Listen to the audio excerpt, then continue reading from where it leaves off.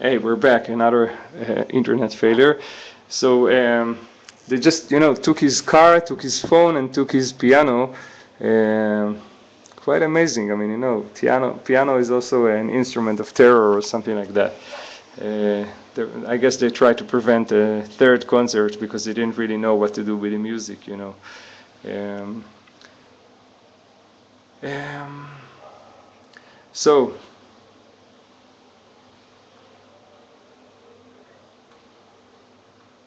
Yeah, there was also somebody's writing. Thank you, Connie. Somebody's writing us about the raid on the Hilton Hotel last night, which was really bad. And I guess that now we're also seeing some pictures of the. There were many events today. Now we're seeing, I think, pictures from this rally held by Erdogan today, and then it jumps again to what it looks like. It looks like Taksim. Yeah, we can see the monument over there. Um, this is a terror. Okay. So,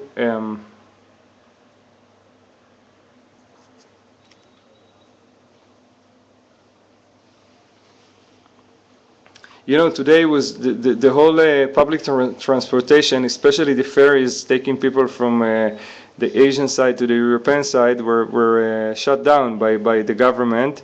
But they used the same ferries to pick people for this rally of the EKP. And people were really pissed off about that. I mean, I just saw some reactions. I mean, some replies in Facebook and other places, and people were saying, they're using the Istanbulians taxes to do something that is only for one party. I mean, they're avoiding us from using the transportation that is financed by our own tax and money, and then they use it for their, you know. Um, yeah, there are many questions today. Well, you're just actually signing uh, now. Uh, what are the things that we should talk about? There are many things. Today there was, people discovered in the. Okay, let's. I'm feeling a bit confused tonight, so I'm jumping from thing to thing, and then in the screen when it jumps from one thing to another thing, then I also.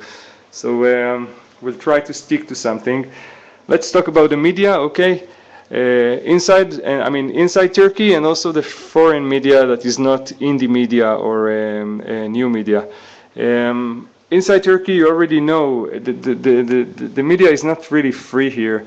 It's really sad to see that because in many ways Turkey is, it doesn't feel like, of course, it doesn't feel like Iran. When I went in the streets today, I wasn't scared.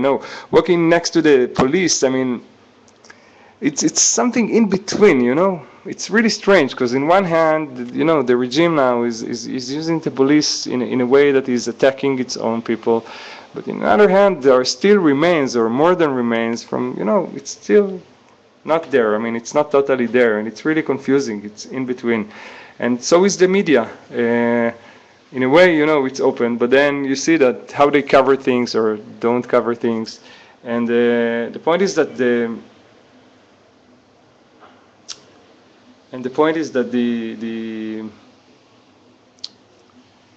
foreign media is also, for many reasons, not really covering the story. They do tell what happens here, but they do it in a resolution that is really, well, they don't really get into Gezi Park, or they don't really go with the people, and they don't really ask the people, but they like show you what's going on from the outside from a distance, and not only technical distance, but they're kind of remote from what they're describing. um, and I know that people are really pissed off about that, and those some streamers that were brave enough to go out or to find some strategic points to broadcast from, they did a good job. But also I think that those videos that people were shooting and then published were really important to show what's going on here, and still there's a lot of work to do, because even channels like, let's take as an example that I know of, BBC World, for example. It's considered as a very prestige channel. The BBC is like the school of TV or of documentary and of news and of dignity, and yet they had a real poor report yesterday about what's happening. I was watching that, and a friend of mine that is British, she called them and told them, you have no idea what's going on here. And she described it, and they were really, they were indifferent about it, and they said, no, you know what, we'll wait to hear from our correspondent here. And even today they didn't change their attitude and covered it seriously. And I think this is, it's our turn to do. We can make a difference by sharing, photos and tweets and videos and all the rest of the information, because there are many things to share with the world that are happening here. And let's talk about one of them that somebody just wrote a few minutes ago. Let's talk about what's on the water. There is water cannon, so we expect that in the cannon there is only water, and then if somebody is watered, it's just to move him from the place, and nothing will happen to him. But there were pictures. Unfortunately, my laptop shut down, so I cannot really show you now the pictures, but you can find them there. If somebody wants to put here a link, it would be nice and it will help. So we know that people were, burned by this water. And, yesterday in the German hospital, they water cannoned people. So what they did is, they just added pepper gas. Today somebody took a photo of a policeman that is using he took like a big plastic bucket or something like that, and it was full of pepper gas. It was pictured, and they just saw him adding it to the water of the water cannon, and that gave an explanation to the feeling of many people that were hurt by this. And the after effect was that it burned the skin, and that's when you understand that it's a pepper gas, it's a good explanation of why it happens. So this is one thing. The other thing was people are still concerned about what's on the gas, because people that were tear gassed are also suffering from some burns in the skin, and there were some rumors, and there was a lot of worry about it, and I think that it's still open. Although some people are saying that even the gas itself, if they didn't add anything, it's in a low scale chemical, because it's a chemical material, and it doesn't really do good to the skin.